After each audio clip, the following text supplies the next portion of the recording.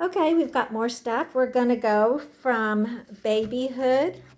We talked about that all the way up to junior high, and we're going to skip on up to high school.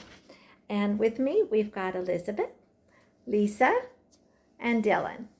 And they are really kind of interested in all of this. Of course. And we'll start out with a few things here.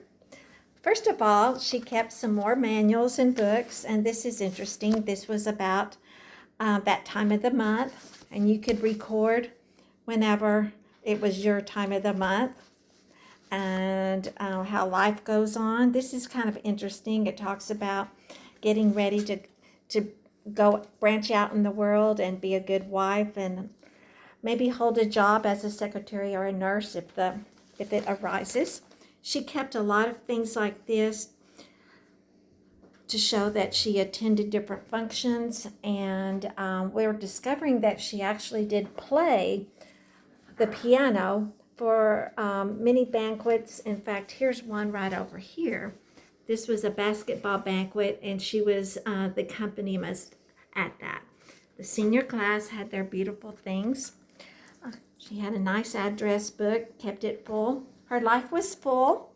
There's lots of people that were in her life. Her school was not super huge because it was in Mesquite, Texas.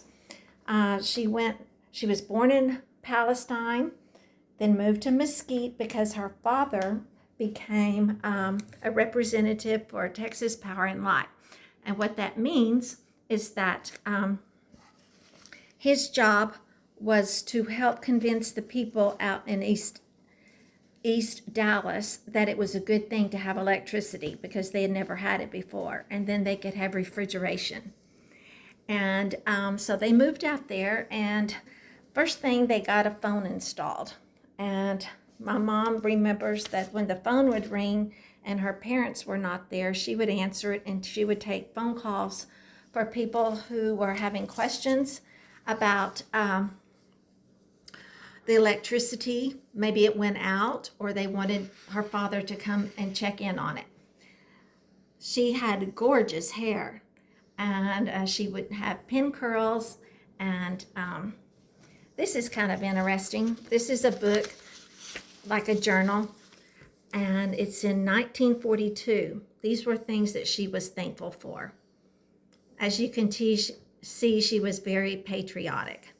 I asked her one time, she had a very high upbringing, and I asked her one time if she ever drank alcohol, and she said the only time was when they had won the war and people were celebrating in the street serving champagne, and she was not very old, and that's all she remembers about that.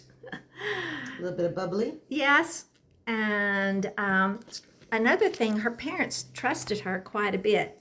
She went to the Dallas Symphony Orchestra almost every Saturday, and she would take the bus, and she would ride it by herself or with a friend all the way into Dallas, and that helped her with her music composition and playing because she was just so in tune with music. Another thing that she really enjoyed was Young Life, which is like a teenage spiritual club that she got to be a part of, and they would meet at different houses. And this was at her house, actually. I can see